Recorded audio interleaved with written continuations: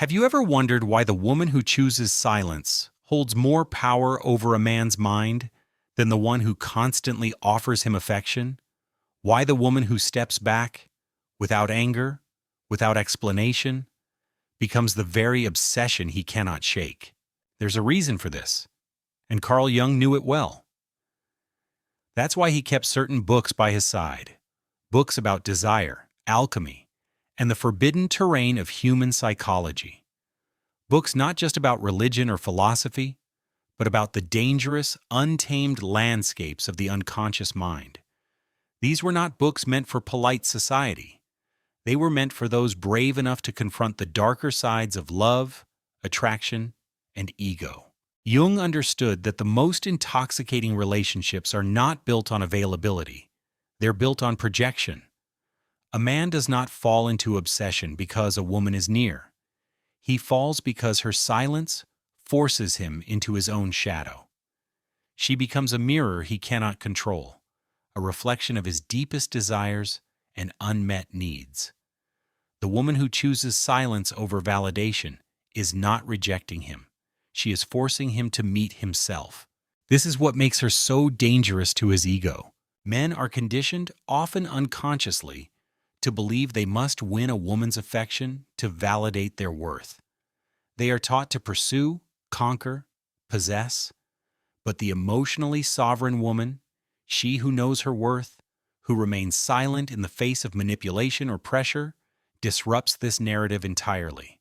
She refuses to play the role of the emotional caretaker. She steps back, and in doing so, she triggers the alchemical process Jung wrote about in his secret books. Desire becomes fire. Ego becomes smoke. Obsession becomes ritual.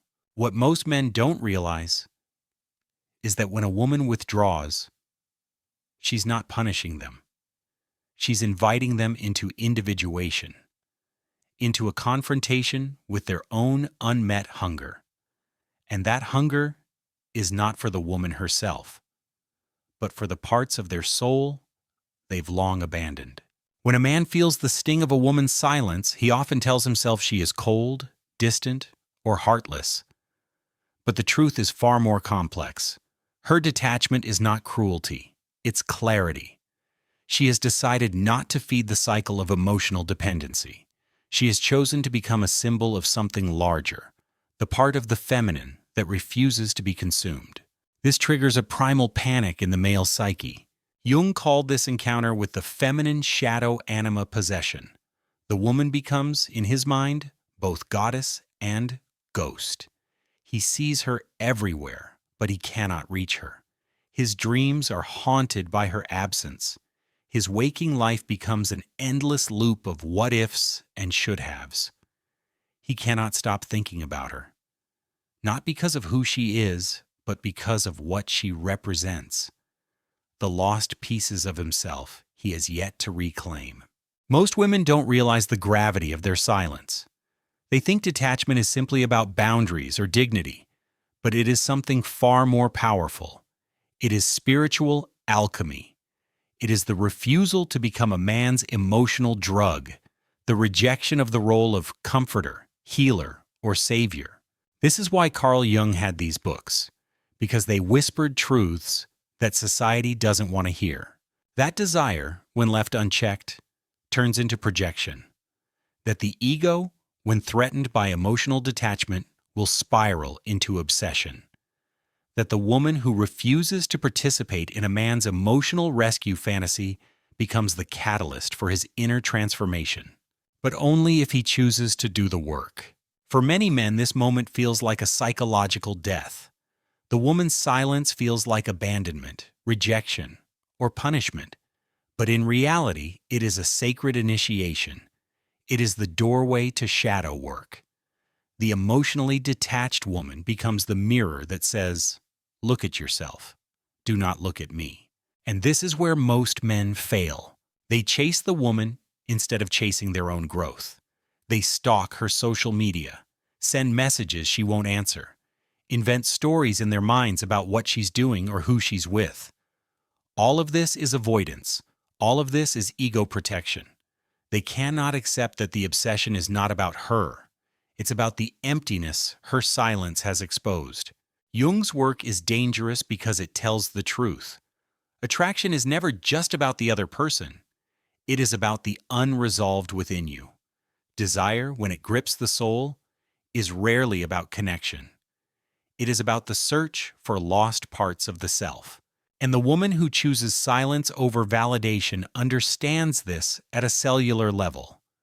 She knows her role is not to fill the man's void, but to let him face it alone. She steps back, not out of cruelty, but out of wisdom.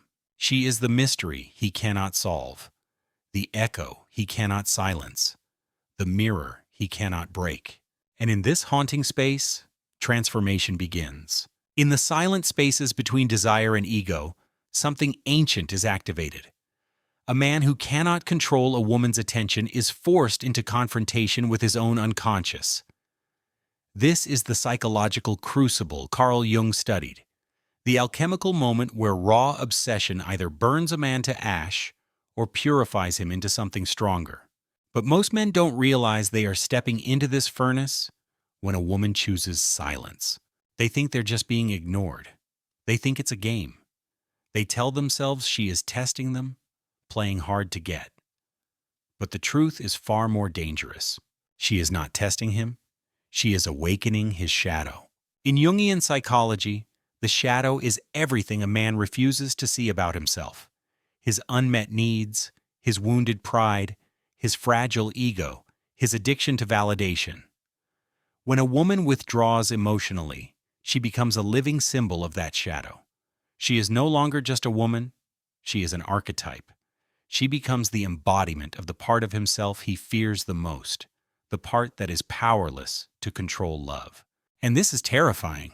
Most men are not taught how to handle powerlessness. They are taught to dominate, to pursue, to win her back. But what happens when the woman refuses to be won? When she doesn't respond to the apology text? When she doesn't chase after him, cry for him, or try to fix what broke? Panic sets in. But beneath that panic is something deeper: humiliation.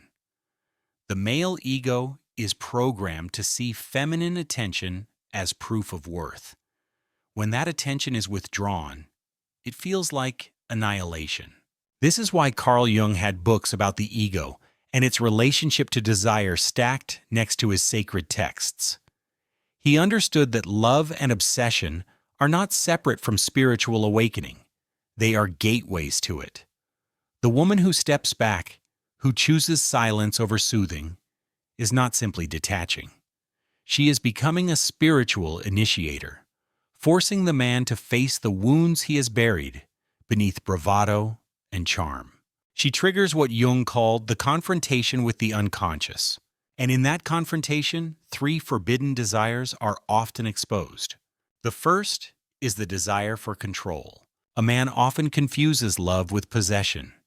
He wants to control how a woman feels, how she responds, how she loves him back. Her silence steals that control from him. It places him in the void where nothing is guaranteed. No validation, no reassurance, just silence, and the echo of his own insecurities bouncing back at him. The second forbidden desire is the hunger for emotional mothering. This is a shadow wound almost no man will admit to. He doesn't just want romance. He wants a woman to tend to his soul wounds, to calm his anxiety, to regulate his nervous system, to make him feel whole. But the woman who chooses silence refuses this role. She does not volunteer to be his emotional nurse. She lets him sit in the discomfort, knowing that true transformation happens there, not in comfort, but in crisis. The third forbidden desire is perhaps the most dangerous: the desire to be mirrored as perfect while remaining emotionally underdeveloped. Most men unconsciously crave a woman who will worship their potential while tolerating their immaturity. They want to be seen as kings without earning the crown. But the woman who chooses silence does not play into this illusion.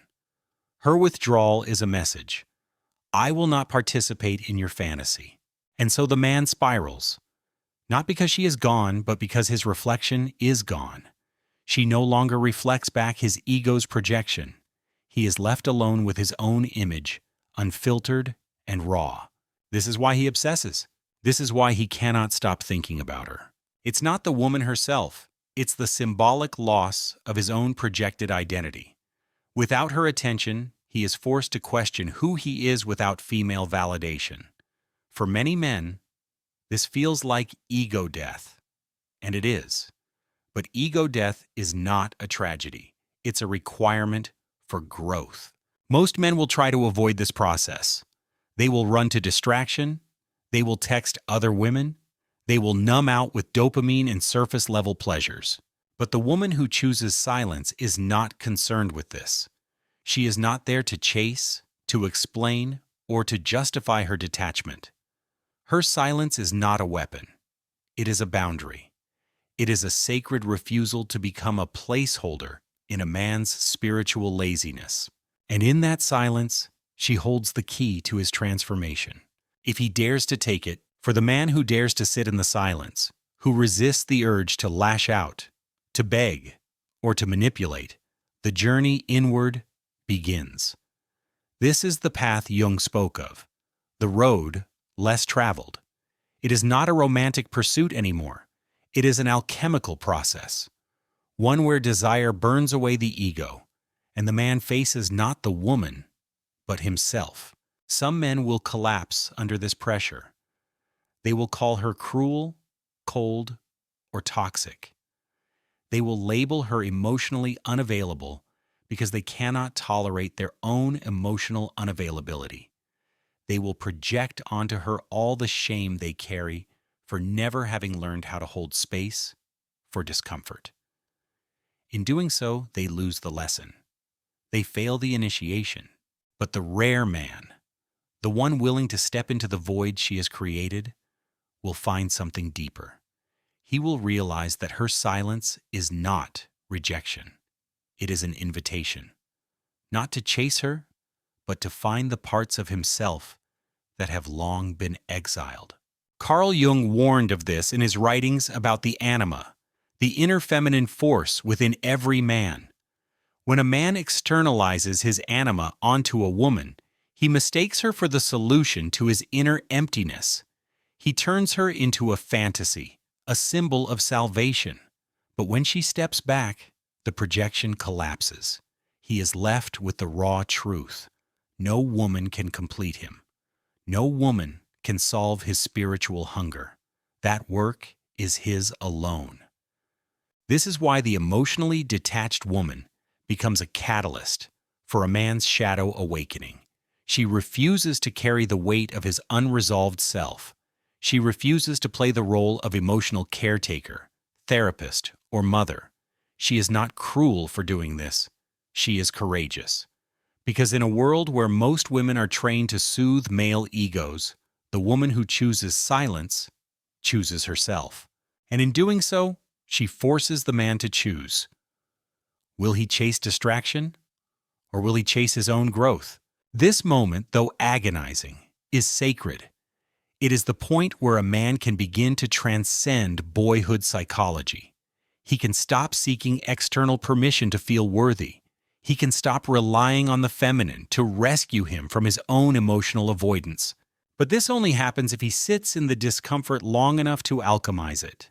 Jung called this process the union of opposites, the collision between ego and shadow, between desire and detachment, between the masculine pursuit and the feminine stillness. When a man integrates this, something extraordinary happens.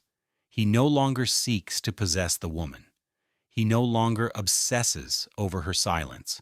Instead, he begins to understand her role in his life as symbolic. She was never the answer. She was the mirror. And the mirror was never meant to comfort him. It was meant to awaken him. Most women underestimate this power. They are conditioned to believe that ignoring a man is petty, manipulative, or mean. But ignoring a man who cannot meet you in emotional maturity is not cruelty. It is sacred discipline. It is refusing to lower your frequency to maintain his comfort. It is refusing to fill the gaps in his ego with your attention. This is why Carl Jung had those books about desire and ego hidden from the casual reader. Because these truths are not for the faint of heart. They dismantle romantic illusions. They strip away the fantasy that love is about merging with someone else to escape yourself. Real love, Jung knew, is about confronting the unconscious. First your own, and then the others. So when a woman chooses silence, she is not punishing him. She is calling him into the abyss. She is saying, do the work. Meet yourself where you've refused to go. And only then, perhaps, will you understand why I stepped back. Her silence is not passive. It is a spiritual act. It says, I will not mother you into manhood. You must birth yourself into it. And this terrifies the ego, because the ego wants comfort, not confrontation. It wants soothing, not silence. It wants validation, not void. But growth happens in the void. That is the alchemy of silence. It burns away the excess. It purifies the intention.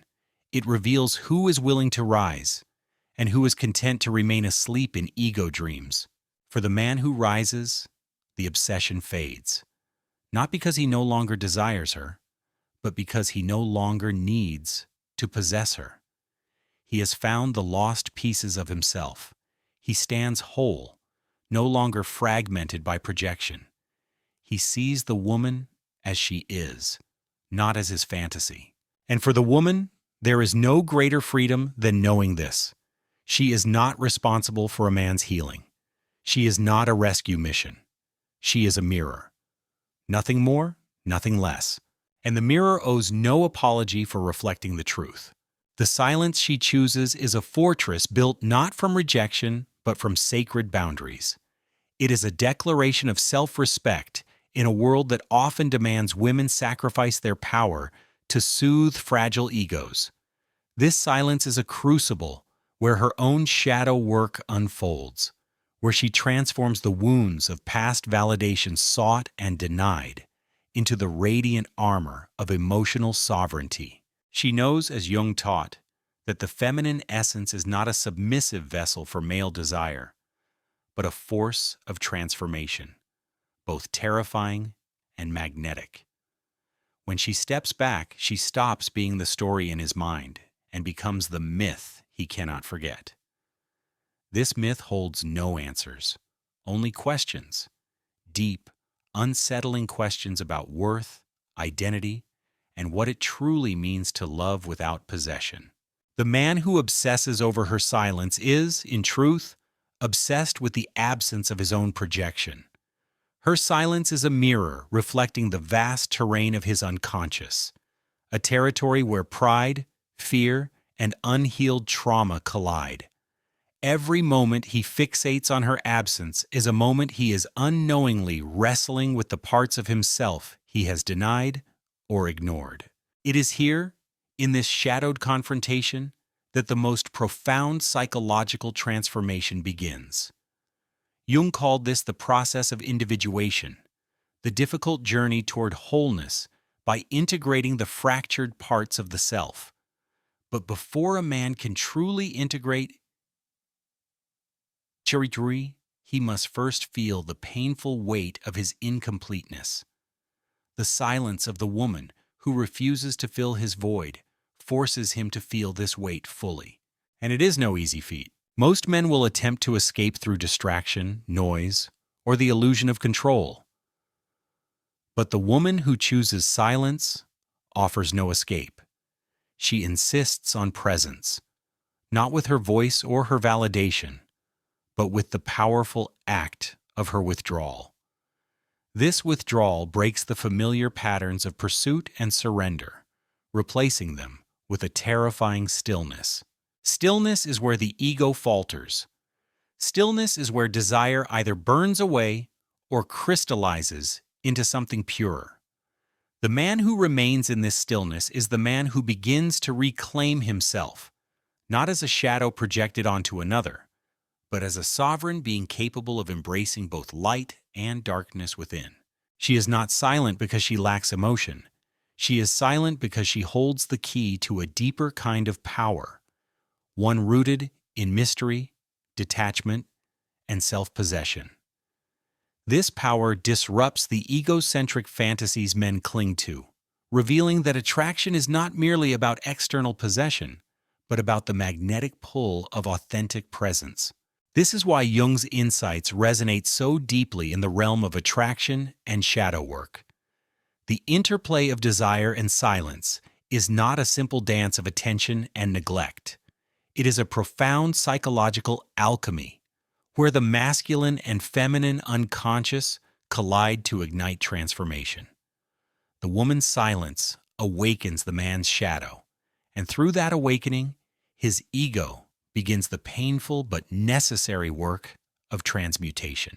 It is this transmutation that leads to genuine attraction, the kind that is not based on need or validation, but on respect, mystery, and spiritual connection.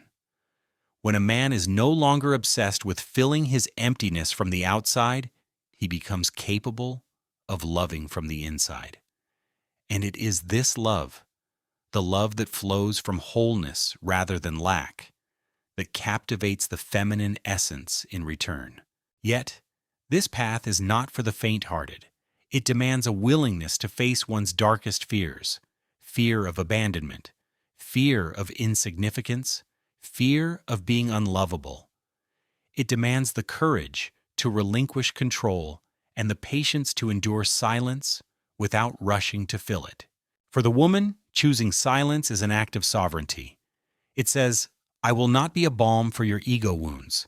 I will not silence my own voice to soothe your discomfort. My worth is not contingent on your attention." And for the man, this silence is the invitation to awaken, to step beyond the shadows of obsession and into the light of self-awareness. It is a call to surrender the illusions of control and to embrace the vulnerability of true connection.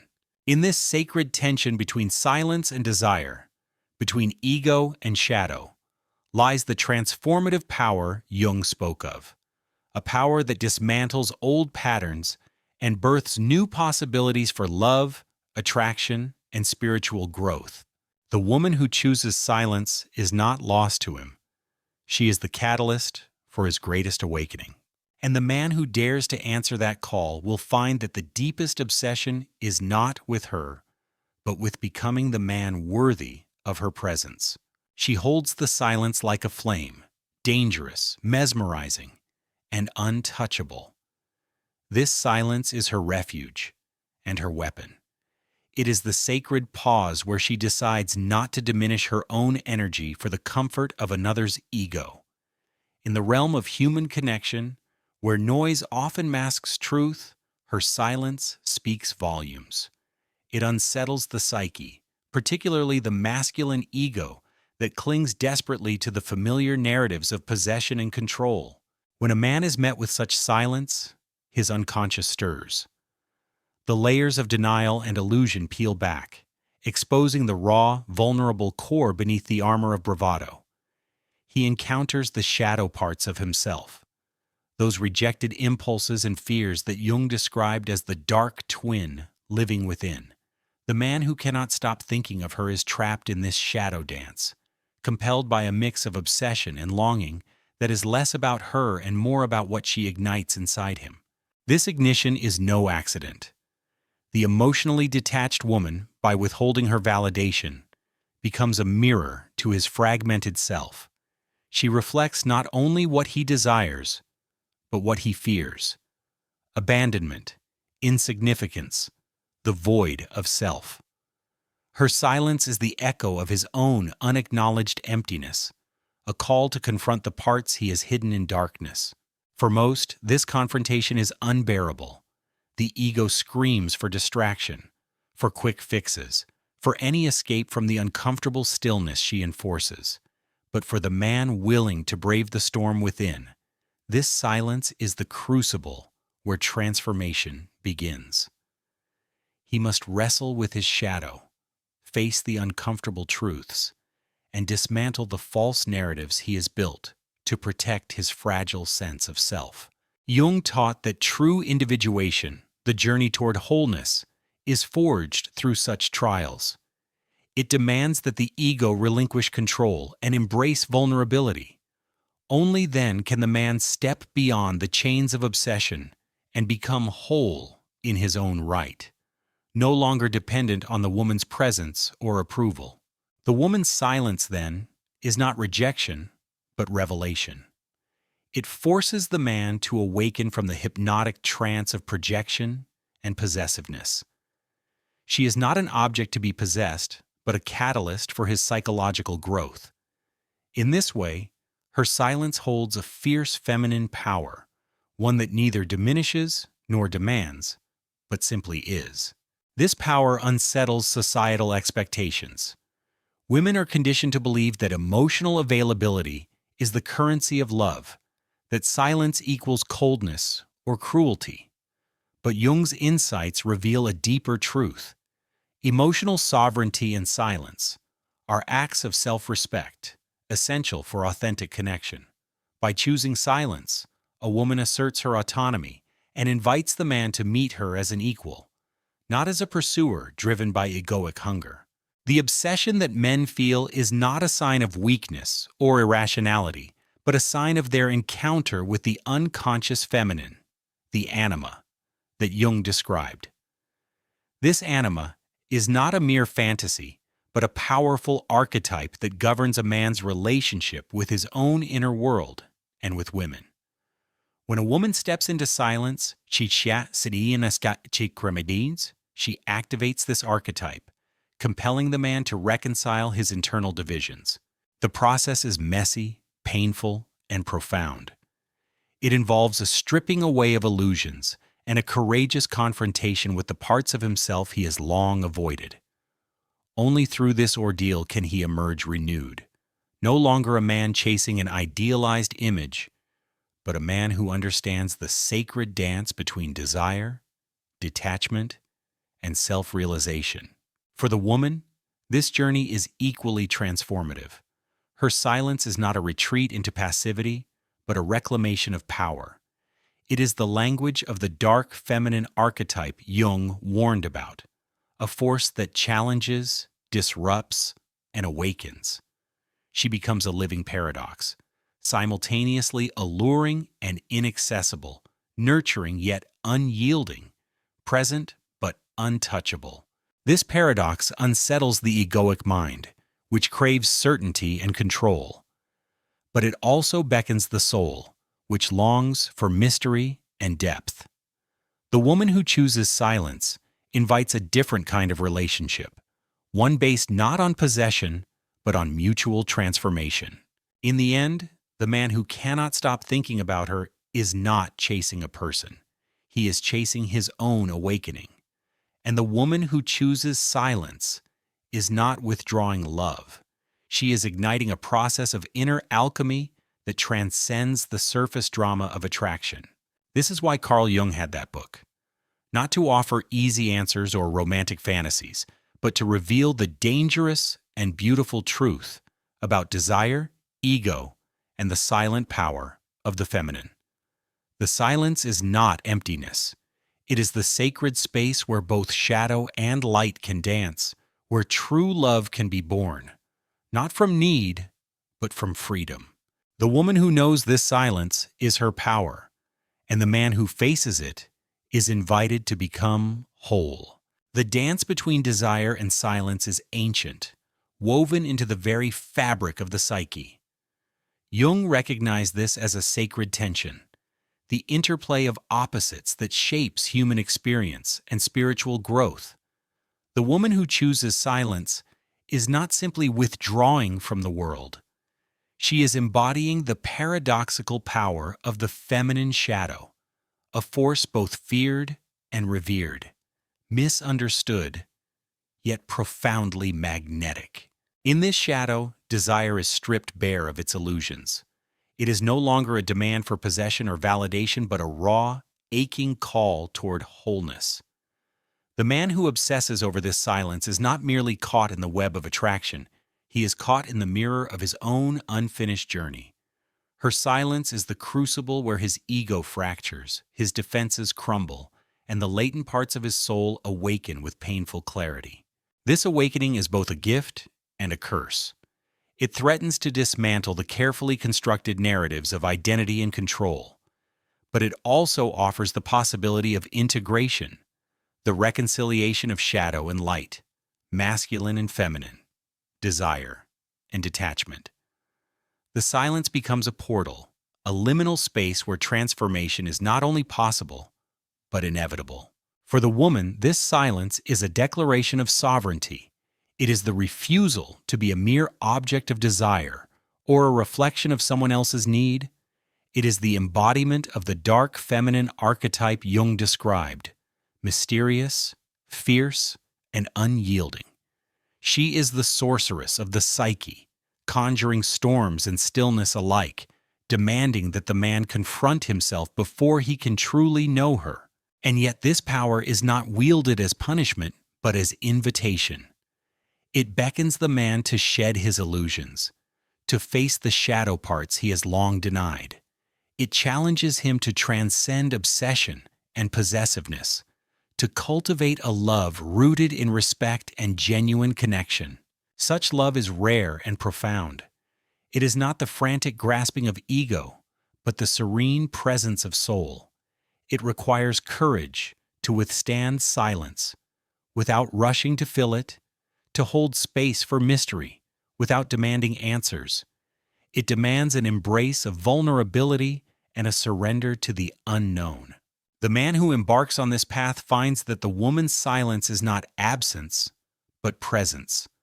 Presence that calls him deeper into himself and into the sacred dance of union beyond attachment. He learns that true attraction is not fueled by filling voids, but by honoring wholeness. This dynamic is the essence of Jung's teaching on individuation, the process by which the individual becomes whole through the integration of all parts of the self, including shadow and anima. The woman who chooses silence is a catalyst in this alchemical process, guiding the man towards self-realization by awakening his unconscious depths. It is a dangerous alchemy, fraught with the risk of pain and loss, but also rich with the promise of rebirth and freedom. In the silence she offers, there is a profound invitation to meet not just a woman, but the deepest parts of oneself. To understand why Carl Jung had this book is to understand that desire and ego are not enemies to be conquered, but mirrors to be seen. The silence of the woman who chooses detachment is a reflection of this truth, an invitation to awaken, transform, and love beyond the illusions of ego. The woman who knows her silence is power. The man who answers its call finds himself reborn in the fire of his own shadow. She holds her silence like a sacred vow, not a void, but a sanctuary where her soul breathes free from the shackles of expectation. This silence, far from cold or indifferent, vibrates with an ancient feminine energy that stirs the deepest currents of the masculine unconscious. It is a force that disrupts, disarms, and ultimately demands confrontation with what lies buried beneath the surface. For the man, this silence is a riddle wrapped in shadows. It pulls him into a labyrinth of desire and dread, where the familiar scripts of possession and conquest dissolve into uncertainty. Jung understood this as the activation of the anima, the living symbol of the feminine within a man's psyche. When a woman chooses silence over validation, she ignites the anima's restless fire, forcing the man to navigate his inner landscape with no map but instinct and shadow. This internal journey is perilous. It threatens the ego's fragile dominion, exposing the fissures where vulnerability and fear reside. The man obsessed with her silence wrestles with these shadows, projecting fantasies and fears onto the silent figure who refuses to soothe or confirm his worth. Yet it is precisely this refusal that holds the key to transformation. The woman's silence is an invitation to self-discovery, a call to move beyond the ego's desperate grasp for control. It beckons the man to meet himself in the mirror of her quiet strength, to face the parts of himself that hunger for approval and love yet remain hidden in darkness. In this confrontation, he glimpses the truth that Jung so fiercely advocated, that the path to wholeness demands embracing the shadow rather than fleeing it. She becomes the dark mirror reflecting not just desire, but the ego's illusions. Her silence dismantles his assumptions, shatters the narratives he's clung to, and leaves him exposed to the raw essence of his being. This exposure is terrifying, yet it is also the seedbed of genuine connection and freedom. The dance between them is one of tension and release, of absence and presence. The woman's silence does not signify withdrawal, but a deliberate holding of space, a sacred pause where the masculine must confront the depths of his own soul. It is an alchemical process, a fusion of opposites where desire is purified and ego is tempered.